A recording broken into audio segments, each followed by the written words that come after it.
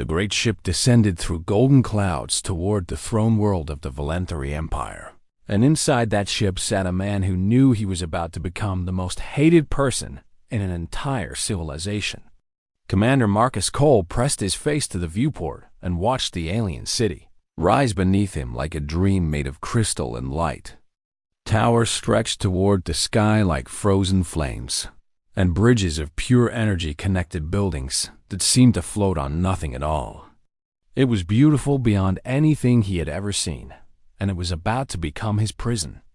The peace treaty between Earth and the Valentari had cost humanity 3 colonies and 10 years of war. When the aliens finally agreed to stop fighting, they demanded something unusual as a seal on the agreement. They wanted a marriage between their new princess queen and a human of military rank. The diplomats back on Earth had called it an honor, but Marcus knew the truth.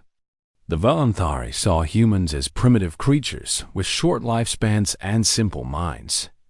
This marriage was not meant to honor humanity. It was meant to humiliate them. Marcus had volunteered anyway because someone had to do it, and he believed that peace was worth any personal cost. The ship landed in a courtyard of white stone, and guards in silver armor formed lines on either side of a long carpet. Marcus stepped out into air that smelled like flowers and electricity. He wore his dress uniform with every medal he had earned in 12 years of service. He stood tall and walked with steady steps, even though his heart pounded against his ribs. At the end of the carpet stood the Princess Queen herself. Seraphil Verketh was 7 feet tall with skin like polished silver and eyes that glowed soft blue like stars trapped in ice. Her hair flowed behind her like liquid darkness, and a crown of living crystal sat upon her head. She was ancient by human standards, nearly 200 years old, though she looked no older than 30. She was terrifying and beautiful, and completely uninterested in the small human walking toward her. Marcus stopped before her and bowed deeply as the diplomats had taught him. "Princess Queen Seraphil," he said in careful Valentari, "I am honored to stand before you as your betrothed and to serve the peace between our peoples." She looked down at him the way a person might look at an insect that had crawled onto their dinner plate. "So this is what humanity sends me," she said in a voice like cold music. "A creature that will be dead before I finish reading a single book from my library. How generous of them." The courtiers around them laughed soft and cruel, and Marcus felt the sound cut into him like knives. But he did not let his face change. He simply stood and waited. The wedding happened 3 days later in a ceremony that lasted 9 hours. Marcus understood perhaps 1 word in 10, but he stood where they told him to stand and spoke when they told him to speak. Seraphil never once looked at him during the entire ritual. When it was finished, she turned and walked away without a word. A servant appeared and led Marcus to his chambers. They were small rooms in a distant corner of the palace, far from the royal quarters. The message was clear enough. He was a consort in name only. In the days that followed, Marcus learned exactly what his new life would be. He was expected to attend court functions and stand silently in a corner. He was expected to wear ceremonial robes marked with a symbol that the servants whispered meant symbolic consort, which was apparently a title that carried no power and less respect. He was expected to be seen but never heard. The courtiers treated him like a pet that had wandered in from the street. They spoke about him while he stood right there as if he could not understand their language. Lord Valeth, a cousin of the queen with sharp features and sharper cruelty, made a game of it. He would stand near Marcus and describe humans to his friends as if lecturing about animals in a zoo. "Notice how it stands there with that blank expression," Valeth would say. "They say humans feel emotions, but I have never been convinced. Perhaps it simply mimics what it sees like a trained bird." Marcus said nothing and did nothing. Seraphil was worst of all, because her cruelty came wrapped in perfect indifference. She never raised her voice at Marcus or insulted him directly. She simply acted as if he did not exist. At dinners, she would talk around him as if his chair were empty. In council meetings where he was required to attend, she would ask questions of everyone in the room except him. Once, an ambassador asked her about her new husband, and she laughed and said, "Husband is a strong word for what he is." Decoration might be more accurate, but Marcus was not idle during those long weeks of humiliation. He spent his nights in the palace library, reading everything he could find about Belittled history, military tactics, and political structure. He learned their language until he could speak it without accent. He memorized the layout of the palace and the patrol patterns of the guards. He made friends with the servants who cleaned his rooms and the cooks who prepared his food. They were surprised that a member of the royal household would speak to them at all, and they told him things that the nobles never would. He also noticed things that the court seemed to have missed. Strange reports came in from the outer edges of the empire. Scout ships had gone silent near the border. Colony worlds reported unusual readings in deep space. The military advisors dismissed these reports as equipment failures or natural phenomena. Marcus read every report he could access and felt a cold weight settle in his stomach. Something was coming, and no one wanted to see it. One night, at a grand banquet celebrating some ancient victory, an ambassador from a eyed species raised his glass and made a joke about human lifespans. "To our voluntary hosts," he said, "may your new human prince live long enough to see his first anniversary." The room erupted in laughter, and Seraphil laughed with them, her blue eyes bright with amusement. Marcus smiled politely and excused himself from the table. No one noticed him leave. No one ever did. In his small chambers, he pulled up his private terminal and accessed the intelligence files he had been gathering. The patterns were clear to him now. Ships were not just going silent. They were being consumed. Something vast and hungry was moving through the darkness between stars, and it was heading straight for the heart of the Empire. He had tried to warn them, but who would listen to the Queen's pet? Marcus looked out his window at the crystal towers glittering under 3 moons and wondered how long that beautiful city would stand. He wondered if anyone would believe him before it was too late. He had a feeling he was about to find out. 3 months had passed since the wedding, and Marcus Cole had become a ghost in the Crystal Palace. He moved through corridors without being seen. He sat in meetings without being acknowledged. He existed in a strange space between presence and absence that most people would have found unbearable. But Marcus was not most people, and he had learned long ago that invisibility could be a weapon. General Thyra Molvik was the first to notice something unusual about the human consort. She commanded the royal guard, and it was her job to know everything that happened in the palace. She had watched Marcus for weeks now, and what she saw made her curious. The humans spent hours in the tactical archives reading military histories that most voluntary officers considered too dry to study. He trained alone in the lower gymnasiums during the night hours when no one else was there. He had made friends with servants and minor officials throughout the palace, people that nobles would never think to notice. This was not the behavior of a broken man accepting his fate. This was the behavior of someone preparing for something. Thera kept her observations to herself, but she watched more closely.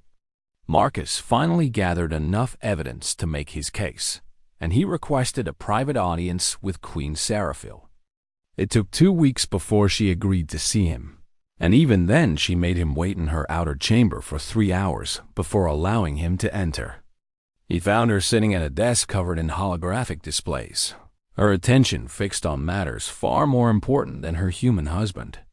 She did not look up when he entered. "You wanted to speak with me," she said in a bored voice. "Speak quickly. I have actual matters of state to attend to." Marcus stepped forward and activated a small projector he had brought with him. A map of the Empire appeared in the air between them, marked with dozens of red points along the outer borders. "Your Majesty," These are locations where scout ships have gone missing over the past 6 months. At first, the reports seemed random, but there is a pattern. The disappearances are moving inward toward the core systems in a way that suggests coordinated movement. Seraphil glanced at the map for perhaps 2 seconds before returning her attention to her datapad. Ships go missing all the time in deep space. Equipment fails. Crews make mistakes. This is not news worthy of my attention. The pattern matches historical records of Vorak swarm movement, Marcus pressed on. The hive species that nearly destroyed your empire 10,000 years ago. I believe they have returned.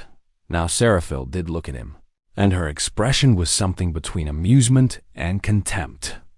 The Voraks were exterminated, she said slowly as if explaining something to a child. We hunted them to the last organism. They are a cautionary tale from ancient history, nothing more. The records say you destroyed their home system, but there is no confirmation that the entire species was eliminated. If even a small population survived in deep space, 10,000 years would be enough time to rebuild their numbers.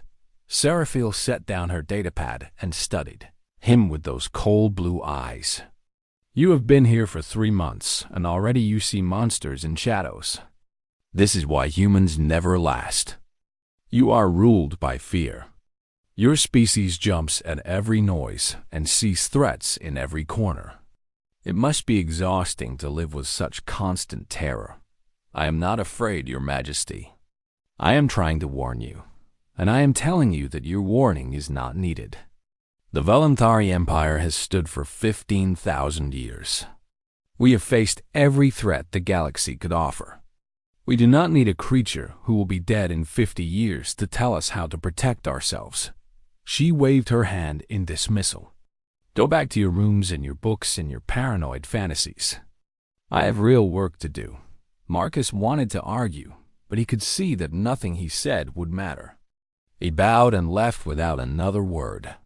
Word spread quickly through the court that the human consort had tried to frighten the queen with stories about ancient monsters. The mockery grew worse than ever before. Courtiers would make buzzing sounds when he passed as if imitating insects. They would pretend to shake with fear when he entered a room. Lord Valith saw an opportunity in the human's humiliation. At a formal ceremony honoring the Imperial fleet, Valith stepped in front of Marcus and raised his voice so everyone could hear. I challenge the Queen's consort to a duel of honor, he announced with a cruel smile. Let us see if humans can fight as well as they imagine threats. I will even use a practice blade to make it fair. The crowd gathered around them, eager for entertainment. Marcus looked at Valith and considered his options. He could accept the challenge and reveal how well he could actually fight. But that would make him a target for more serious attacks. He could decline and accept more mockery. The choice was not difficult. I respectfully decline, Marcus said calmly. Such a contest would be beneath the dignity of the Queen's consort. I would not embarrass Her Majesty by engaging in public violence. The room exploded with laughter. Valith grinned in triumph. He fears even a practice blade, someone shouted. Perhaps we should challenge him to a stern conversation instead. Marcus walked away from the laughter and found a quiet balcony overlooking the city. He stood there for a long time, watching the lights glitter below. A voice spoke behind him. You could have beaten him easily. Marcus turned to find General Thyra standing in the shadows. Her silver face was unreadable, but her glowing eyes held something that might have been respect. Probably, Marcus admitted. But then what? More challenges from nobles wanting to prove themselves against the human who beat Valith. Better to let them think me a coward. I read your report about the Voraks, Thyra said. The one the Queen dismissed. And what do you think? I think I should investigate before I form an opinion. 2 weeks later, Thyra came to Marcus in the middle of the night. Her face was pale, and her hands trembled as she handed him a data crystal. The missing scout ships, she whispered. I found what happened to them.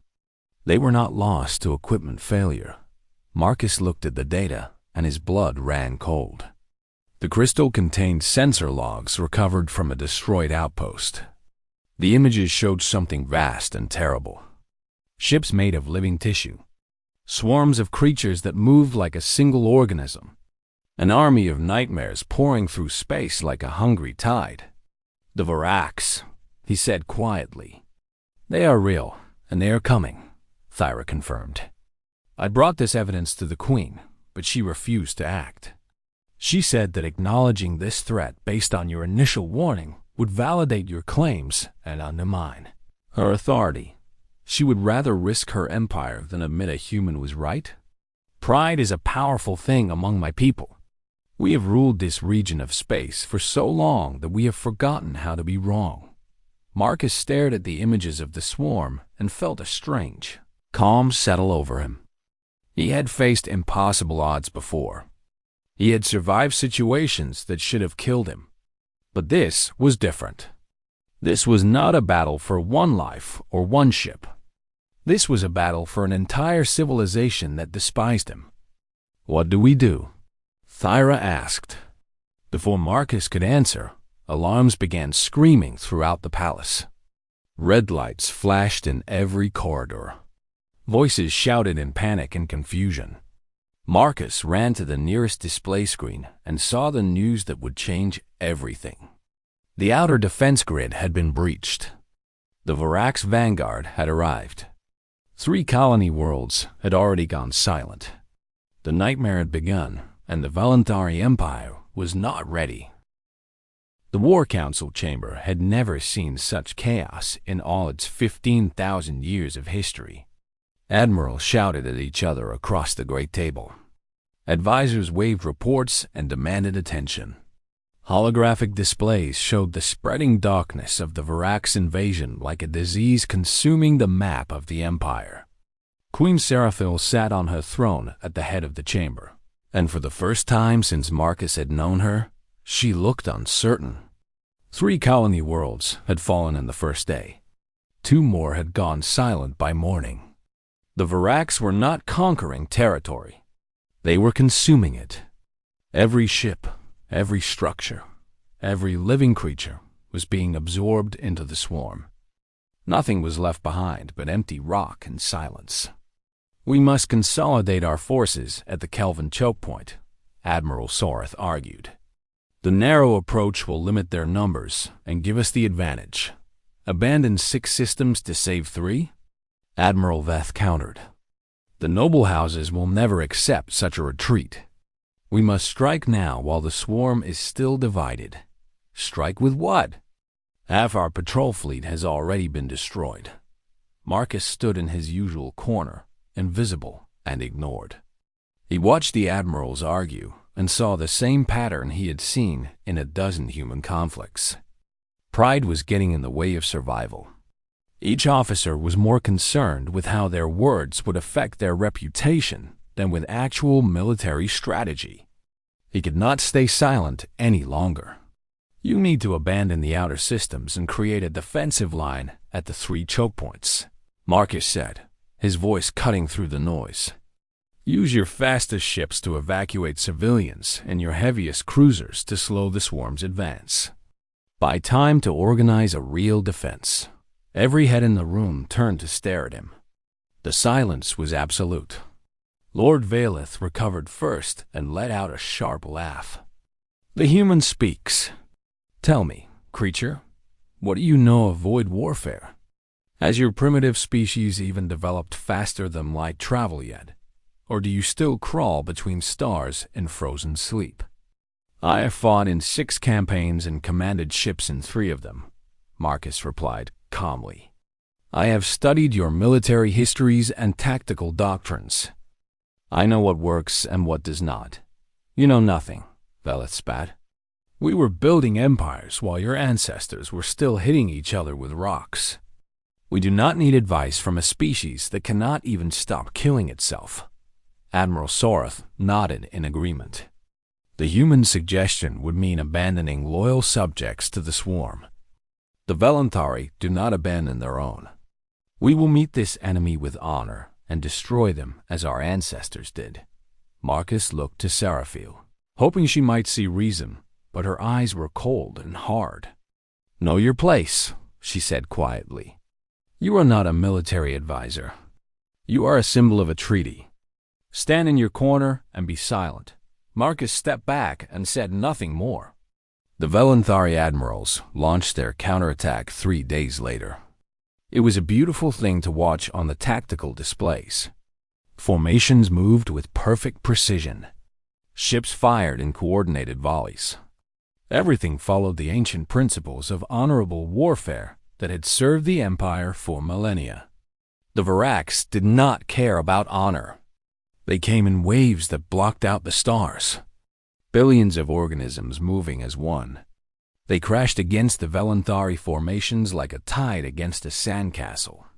When ships were destroyed, the swarm consumed the wreckage and grew stronger. When weapons found their marks, the swarm adapted within hours and became resistant. 3 fleets were lost in 2 weeks. Tens of thousands of Velanthari died in the cold darkness of space. The empire that had stood unchallenged for 15,000 years was breaking apart. Marcus watched the disaster unfold from the palace and felt helpless. Every day he saw new reports of worlds falling. Every night he heard the distant sounds of panic spreading through the capital. And still no one would listen to him. Lord Valeth had not forgotten his hatred of the human consort. With the empire crumbling around him, he saw an opportunity. If the human died, perhaps the queen could end her shameful marriage and rally the traditionalist nobles behind her. It would give the people something to celebrate in these dark times. The assassins came for Marcus on a quiet evening when most of the palace was focused on war reports. There were 3 of them, disguised as servants, and they moved with professional skill. But Marcus had been a special operations officer before he was a diplomat, and he had survived worse than this. The first assassin came at him with a blade.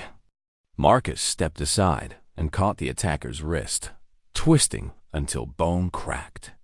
The second assassin tried to grab him from behind, but Marcus drove his elbow into the man's throat and heard him fall gasping. The third assassin pulled an energy pistol, but Marcus was already moving. He closed the distance in 2 steps and struck the man's arm, sending the weapon flying. A second strike put the assassin on the ground. Marcus stood over the 3 bodies, breathing steady and controlled. His hands were bloody, but his expression was calm. General Thyra arrived moments later with a squad of guards. She had been tracking Velas' movements and suspected something like this might happen. When she saw Marcus standing among the fallen assassins, her eyes went wide. "You are not just a tactical officer, are you?" Marcus wiped the blood from his hands. "I was a tactical officer for the last 5 years. Before that, I was something else. The kind of soldier that governments do not talk about in public." Thyra looked at him with new understanding. "Why volunteer for this mission? You could have refused. Your skills would have been valuable in the war effort. I believed the peace treaty was important. I thought I could serve my people better by building bridges than by fighting battles." "I was wrong." She studied his face for a long moment. "What would you do now if you had the authority?" "I would stop fighting the Varax the way your ancestors did. I would use every dirty trick and desperate tactic that humans have learned in our long history of killing each other. I would accept that this war cannot be won with honor and fight to win instead." Before Thyra could respond, new alarms began blaring throughout the palace. Marcus rushed to the nearest display screen and felt his heart stop. The main Varax fleet had been detected at the edge of the system. Millions of ships, billions of organisms, a darkness that could swallow suns. They were heading for the throne world, and they would arrive in 6 days. The remaining Velanthari admirals had no plan. Their strategies had failed. Their fleets were broken. All that remained was fear.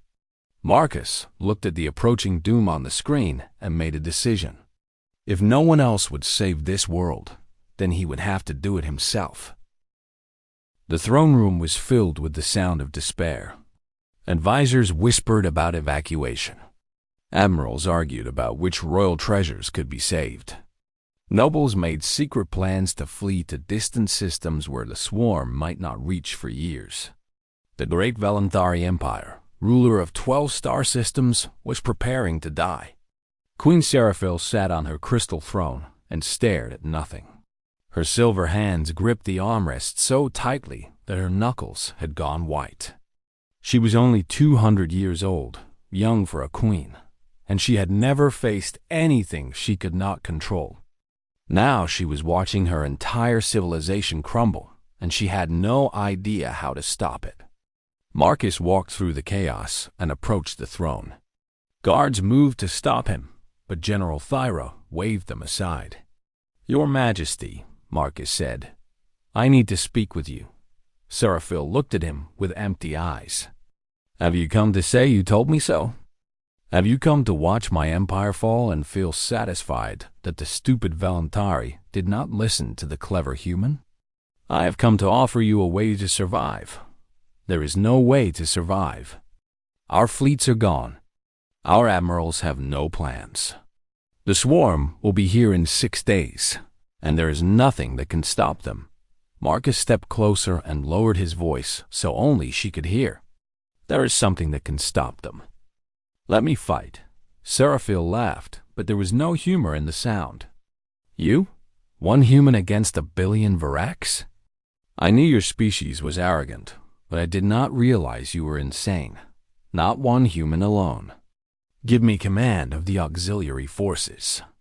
The ships and crews that your admirals consider too unimportant for the main fleet. The retired veterans and maintenance workers and cargo pilots who know these systems better than any noble officer. Give me the people your court has ignored, and I will find a way to save your world. Why would you do this? I have treated you as less than a servant. I have mocked you and dismissed you and allowed my court to humiliate you. Why would you risk your life for people who despise you?" Marcus met her eyes and held them. "Because that is what humans do. We fight. Especially when it seems hopeless. Especially when no one believes we can win. We are small and short-lived and fragile compared to your species. But we have one thing that has carried us through every disaster in our history.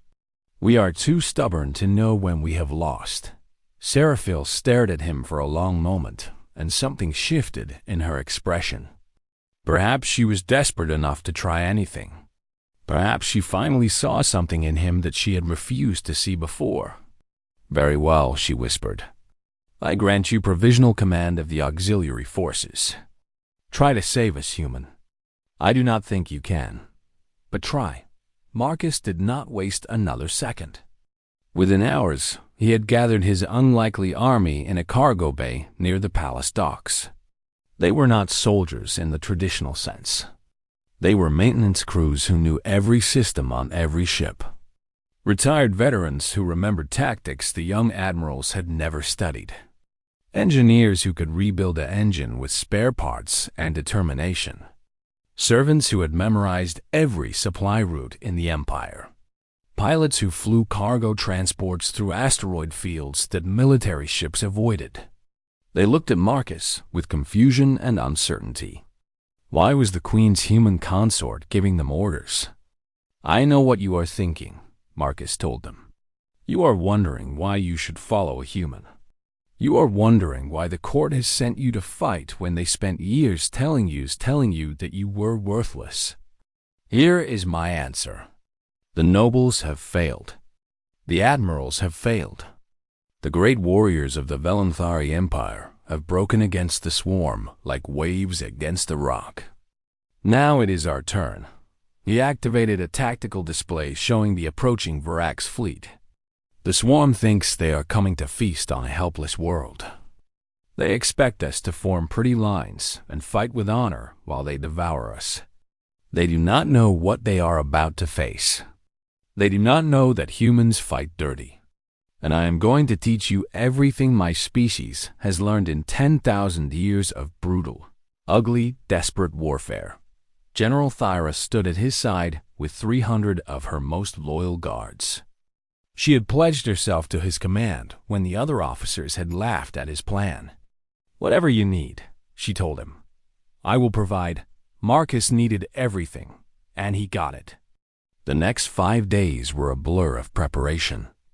Cargo ships were loaded with explosives and programmed to fly themselves into swarm clusters. Asteroid fields were seeded with mines and sensor jammers. Communication satellites were reprogrammed to broadcast confusing signals on Varak's high frequencies. Every dirty trick Marcus had learned in a lifetime of unconventional warfare was prepared and positioned. When the swarm arrived, they found something unexpected. Instead of a proper fleet waiting in formation, they found chaos. Ships appeared from behind asteroids, fired everything they had, and vanished before the swarm could react.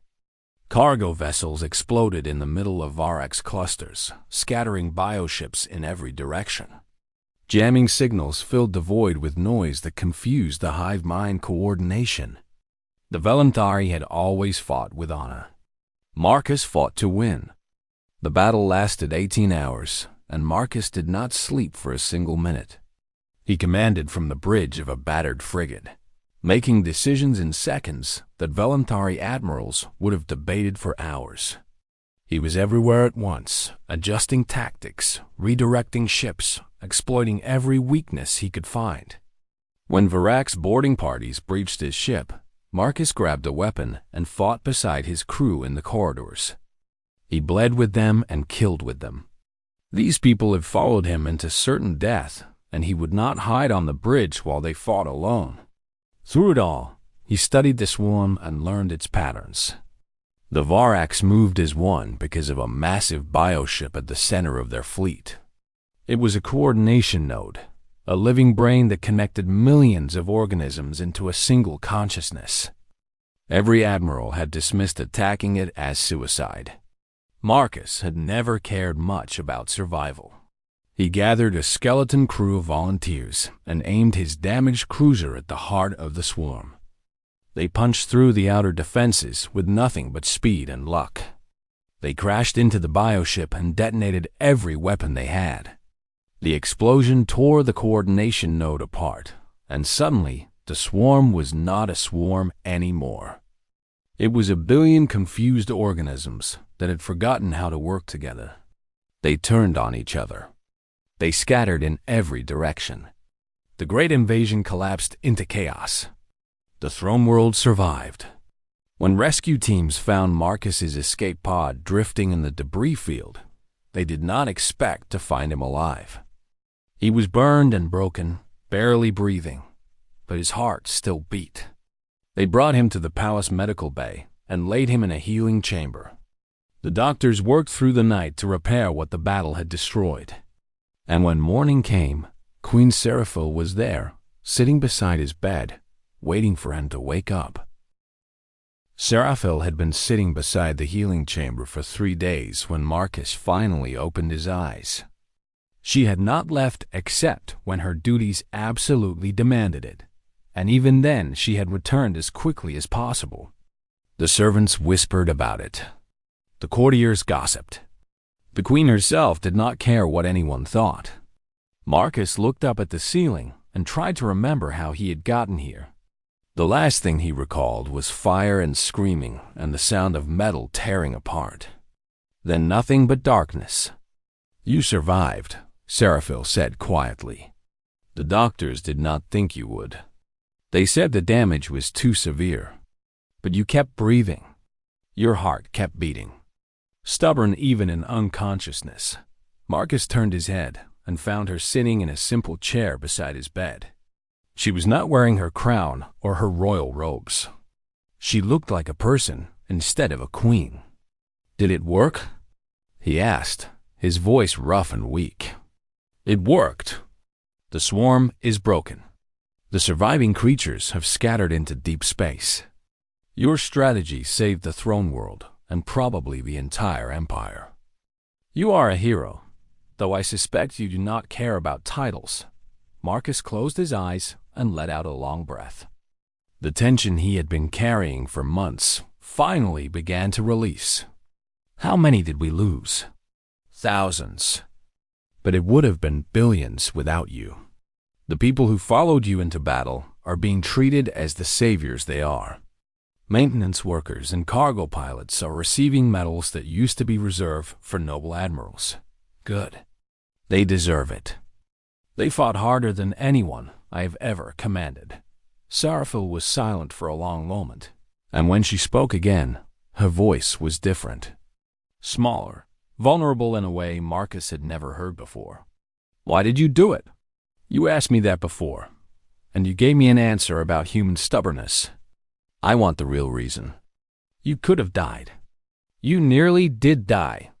Why would you sacrifice yourself for people who treated you with nothing but contempt? Marcus thought about the question. He had been asking himself the same thing during those long months of humiliation. Why stay? Why try? Why care? I did not do it for the nobles, he finally said. I did not do it for the admirals who mocked me, or the courtiers who called me a pet. I did it for the people who served us food and cleaned our floors and never got a voice in any council. I did it for the soldiers who followed me even though I was just a human. I did it for the servants who were kind to me when kindness cost them nothing but gave me everything. He paused and met Seraphil's eyes. And I did it because I hoped that someday, maybe, you would see me. Really see me. Not as a symbol or a humiliation or a treaty obligation. Just as me. Seraphil's eyes glistened with something that might have been tears.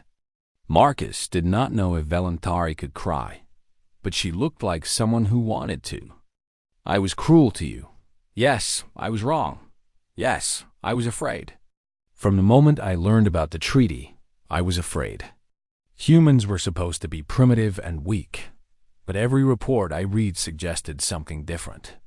Your species is young and short-lived, but you have survived things that would have broken mine. Plagues and wars and disasters that should have ended you. And you kept going. You kept growing. You kept reaching for the stars, even when everything said you should have died on your homeworld. She looked down at her hands. I was raised to believe that the Valentari were the greatest civilization in the galaxy. Then I met a human who could see threats that our best admirals missed, who could fight battles that our proudest warriors lost, who could inspire loyalty from people that our nobles ignored. You made me question everything I believed, and I hated you for it. Marcus reached out and took her hand. Her silver skin was cool and smooth against his burned fingers. I understand fear. I have been afraid my entire life. The difference is that humans learn to act despite the fear. We do not wait until we feel brave.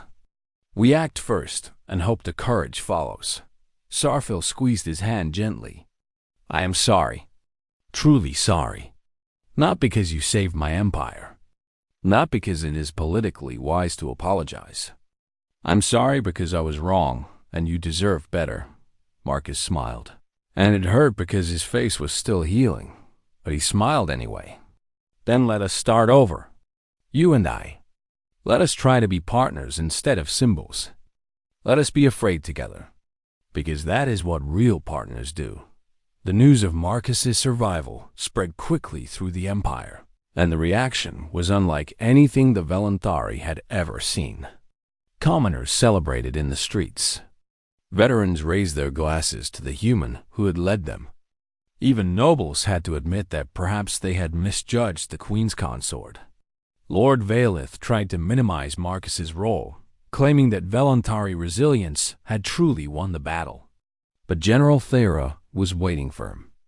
She presented evidence of his assassination attempt to the Queen, and Seraphil's response was swift and cold. Valith was stripped of his rank and exiled to a distant mining colony. The message was clear. The Queen's husband was no longer a target for mockery. 1 year later, the Valentari Empire had changed in ways that would have seemed impossible before the Vorax invasion. Humans served openly in its fleets and councils. The servants and workers who had fought in the Battle of the Throne World were honored as heroes. The old barriers between noble and common had begun to crumble. Marcus stood beside Seraphil at official functions now. Not behind her. Not below her. When foreign dignitaries asked about the human who had saved the Empire, her answer was always the same. He is not my consort. He is my husband. And he taught me that strength is not about standing above others. It is about standing beside them. In private, their relationship was still growing. Two people from different worlds, learning to understand each other. It was not easy. They argued sometimes and misunderstood each other often. But when Marcus laughed at Seraphil's terrible attempts at human humor, or when she showed him the bioluminescent gardens where she had played as a child, something new grew between them. Something neither Empire nor Swarm could destroy. They walked together through those glowing gardens on the anniversary of the battle, and Seraphil asked him a question that she had been thinking about for months. What makes humanity special? Your species is young and small and fragile. Yet you accomplish things that should be impossible. What is your secret? Marcus watched the bioluminescent flowers pulse with soft light, and thought about all the humans who had fought and died and hoped across the long history of his species. We are too stubborn to know when we have lost, he said, and too foolish to stop loving, even when it hurts. Sorrowful leaned against him and watched the lights dance in the darkness. Perhaps, she said softly, that is not foolish at all. Above them, the three moons of the throne world rose into a sky that was peaceful and quiet and full of stars. Somewhere out there, the survivors of the swarm still drifted in the darkness. But tonight was not about fear or war or ancient enemies. Tonight was about two people who had started as strangers and enemies and had become something else entirely. Something stronger. Something that would echo through the history of both their species for generations to come. And in the great archives of the Velantari Empire, historians would record a simple truth. That salvation had come not from their mightiest warriors or wisest leaders, but from a single human who had refused to give up, even when everyone had given up on him. That was the lesson of Marcus Cole. That was the lesson of humanity. And the galaxy would never forget it.